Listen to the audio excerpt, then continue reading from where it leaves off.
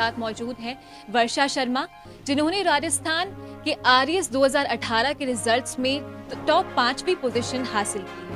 तो सबसे पहले मैं आपसे जानना चाहूँगी मैम कि आपको कैसा लगा और सुबह का पेपर आपने देखा, आपका नाम उसमें शुमार था, क्या फीलिंग थी, कैसा लगा आपको?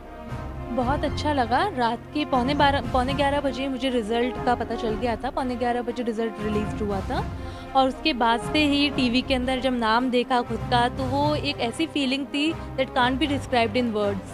पहले मैंने अपने घर वालों से उस चीज़ को कंफर्म करवाया कि मैं ये मेरा नाम है, ये मेरा रोल नंबर है ना।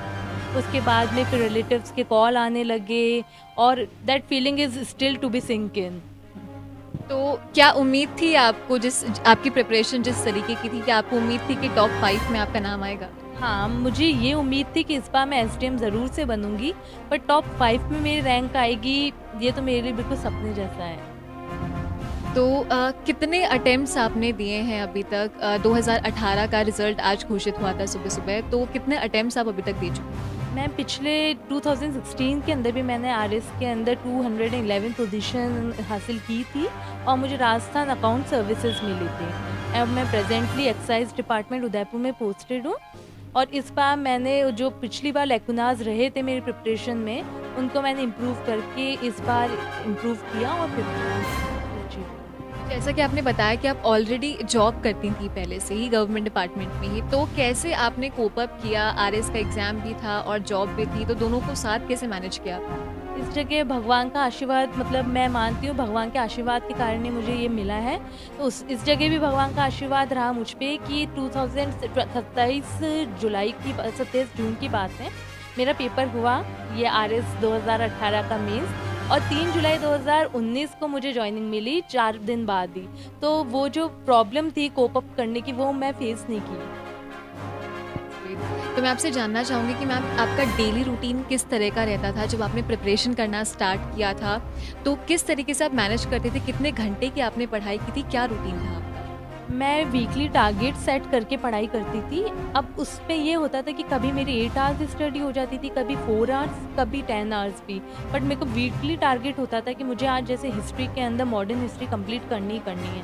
तो मुझे वो अचीव करना है, फिर भले ही वो उसके लिए मुझे कितने भी आवर्स स्ट्रेच करने पड़े।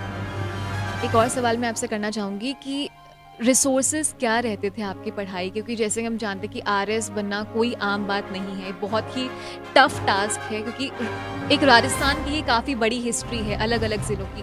तो क्या रिसोर्सेज रहते थे और किस तरीके से आपने स्टार्टिंग से लेके एंड तक एक-एक करके आपने पूरा सिलेबस कवर किया? बेसिक्स के लिए जो बेसिक्स आपको अपने क्लियर करने होते हैं, उन कॉन्सेप्ट्स के लिए तो एनसीईआरटी बेस्ट है। उसके अलावा इंस्टीट्यूट के नोट्स के हेल्प, और मैंने टेस्ट सीरीज़ में सबको रेकमेंड करूँगी कि टेस्ट सीरीज़ एक ऐसी चीज़ है जिससे आपकी राइटिंग स्किल्स इंप्रूव होती है और मेंस में सबसे ज़्यादा खेल ही टेस्ट सीरीज़ के आंसर्स राइटिंग का होता है। और इंटरव्यू की कैसे आप अपनी कम्युनिकेशन स्किल्स को हॉन करें, ये सिखाया जाता है। तो इंटरव्यू और टेस्ट सीरीज़, इनको मैं बहुत इम्पोर्टेंस देती हूँ। एक सवाल मेरा ये है कि आपको कब लगा कि आपको आरएस का एग्ज़ाम देना चाहिए, इसकी प्रिपरेशन करनी चाहिए, या फिर स्टार्टिंग से ही आपका एम था एक आरएस ऑफिसर बनना? मेरे सबकॉन्शियस माइंड में तो 11-12 से ही था कि मुझे आरएस ऑफिसर बनना है, पर जो एक जुनून की तरह जो वो था, ये मेरे इंजीनियरिंग के बाद से स्टार्ट हुआ। मेरा प्लेसमेंट भी हो गया था, पर मैंने एकाएक फैसला लिया कि नहीं, मैं ज्वाइन नहीं करूँगी और मैं मेरे आरएस के अंदर एडमिनिस्ट्रेटिव फील्ड के अंदर जाऊँगी और फिर मैंने प्रिपरेशन स्टार्ट कर दी। तो मैम जैसे कि हम जानते हैं कि आजकल के जो बच्चे हैं या जो बिगनर्स हैं जो चाहते हैं कि उनको आरएस ऑफिसर बनना है, उनको पढ़ाई करनी है इस चीज़ की, तो वो कैसे स्टार्ट करें अपना करियर? क्या चीज़ें उनको ऑप्ट करनी चाहिए, या बुक्स या फिर सिलेबस के लिए कैसे स्टार्ट करना चाहिए? देखिए, सिलेबस के लिए सारे हमारे को सबसे पहले उसका प्रिंट आउट निकाल के अपने हार्ड कॉपी अपने पास में होनी चाहिए, ताकि हम बुलेट पॉइंट्स से देख सकें कि कौन कौन से पॉइंट्स हमें कवर करनी है। बुक्स के सोर्सेज वही है जो सब यूज़ करते हैं, बट जो मेन इसके अंदर जो की रिसोर्स है जो मैं शेयर करना चाहूँगी, वो है पेशेंस। इस एग्ज़ाम में पेशेंस बहुत चाहिए और हार्ड वर्क तो ऑब्वियसली, तो ये दोनों की टू सक्सेस है। अगर आपके पास पेशेंस है, आप जल्दी से निराश मत होइए। कोई बात नहीं, अगर आपकी टेस्ट सीरीज़ में आप जाते हैं, उसमें कम नंबर आते हैं, मेरे खुद के भी बहुत कम नंबर आते थे जब टेस्ट सीरीज़ में, बट धीरे धीरे इम्प्रूवमेंट हुआ। मैं patience, perseverance, these are the key points to success. एक सवाल है मेरा कि जब पढ़ाई के दौरान आपको वक़्त निकालना होता था अपने लिए, क्योंकि ये बहुत ही ऑब्वियस सी बात है कि कोई भी इंसान 24 घंटे या 18 घंटे नहीं पढ़ सकता कंटिन्यूअसली। तो उस खाली समय में आप अपने लिए क्या करती थी? आप बाहर जाती थी या कैसे अपने दिमाग को फ्रेश रखती? मेरे मम्मी-पापा मेरे पिलर्स ऑफ स्ट्रेंथ हैं। तो जब भी ऐसा होता था कि मैं पढ़ ली तो मैं पापा के साथ गोविंद देव जी मंदिर जाती थी दर्शन करने के लिए। उससे एक पॉजिटिव वाइब्स तो मैं इनकलकेट करती ही थी। उसके साथ में ही मेरा एक मूड फ्रेश हो जाता था कि हाँ, एक आउटिंग भी हो गई, भगवान के दर्शन भी हो गए। तो स्पिरिचुअल मैं इंक्लाइनमेंट मेरा बहुत ज़्यादा है। तो वो मुझे बहुत पॉजिटिव स्ट्रेंथ देता था। साथ ही मम्मी के साथ कहीं भी पार्क चले जाना, बाहर चले जाना थोड़े से टाइम के लिए हाफ एन आवर, 1 आवर, तो उससे मैं बिल्कुल फ्रेशन अप हो जाती थी। आप मैरिड हैं और साथ-साथ तैयारी, घर का काम किस तरीके से मैनेज हो पाता था? मेरी शादी अभी 6 महीने पहले ही हुई है, तो उससे पहले मेरा मेंस क्लियर हो गया था, बट उसके बाद में इंटरव्यू के टाइम मेरे हस्बैंड ने मुझे बहुत सपोर्ट किया।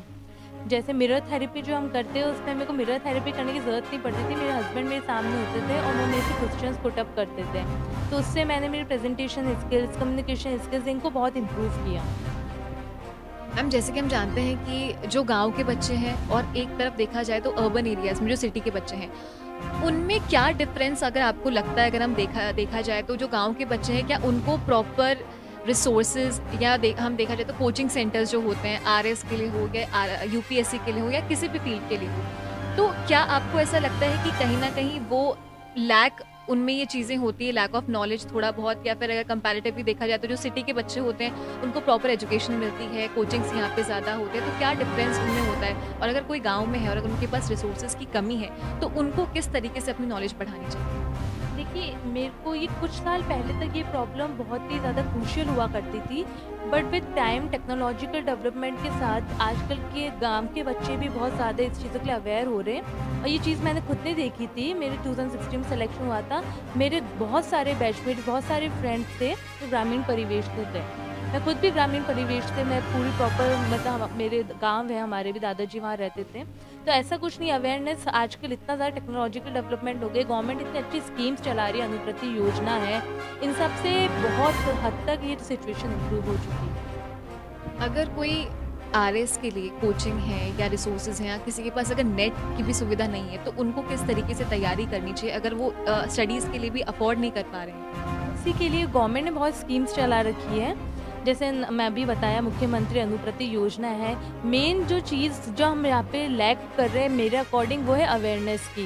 क्योंकि सोसाइटल अवेयरनेस जब तक नहीं होगी, लोगों को पता ही नहीं इस तरह की कोई योजना भी चल रही है, तो उसके लिए लोगों को हमें अवेयर करना ज़रूरी है, ताकि वो जो जो बेस्ट टैलेंट है उसको हम टैप कर सकें ग्रामीण परिवेश में। मैम, जैसा कि आपने बताया कि ये अभी आपका सेकंड अटेम्प्ट था, तो फर्स्ट अटेम्प्ट के बाद क्या आपको ऐसा लगा कि बहुत मेहनत की है आपने, उसके बावजूद आपको वो रिज़ल्ट नहीं मिला, तो कोई टर्निंग पॉइंट आपकी लाइफ में ऐसा है कि नहीं अब बहुत ज़्यादा हो चुका है, तो शायद ये फ़ील्ड आपके लिए बनी नहीं है, बहुत ज़्यादा प्रेशराइज़ अगर आपने फ़ील किया होगा? नहीं, मुझे एक्चुअली फर्स्ट अटेम्प्ट के बाद ही मेन मोटिवेशन मिला कि मुझे एक और अटेम्प्ट देके अपनी रैंक इम्प्रूव करनी है, क्योंकि उस टाइम मुझे पता चल गया था कि मेरे क्या लैकुनाज़ है, क्या वीक पॉइंट्स है। अगर मैंने उनको इम्प्रूव कर लिया तो डेफिनेटली मैं टॉप करूँगी। तो जैसा कि आप क्लियर कर चुके हैं इंटरव्यू, टॉप 5 पोजीशन आपने यहाँ पे आपको मिली है। तो अलग-अलग डिपार्टमेंट्स होते हैं इसमें, तो आप किस डिपार्टमेंट में जाके पब्लिक के लिए सर्व करना चाहेंगे?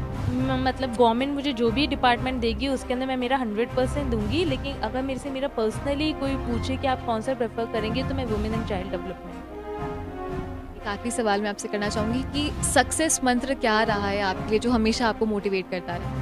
सिर्फ एक मेरा जो मेरे को हमेशा मोटिवेट किया है, वो एक ही मंत्र था, पेशेंस एंड परसिवियरेंस। इसके बिना बिल्कुल पॉसिबल नहीं है। अगर आप शॉर्ट टेम्पर्ड है, अगर आप इम्पेशेंट है, तो ये एग्ज़ाम फिर आपके लिए नहीं बना है, क्योंकि ये एग्ज़ाम बहुत अच्छे से आपको परसिवियरेंट होके और बिल्कुल पेशेंस रख के आपको स्टडी करनी पड़ेगी। और अगर आप में ये दोनों क्वालिटीज़ है, तो निश्चित तौर पे सफलता आपके कदम चूमेगी। तो जैसा कि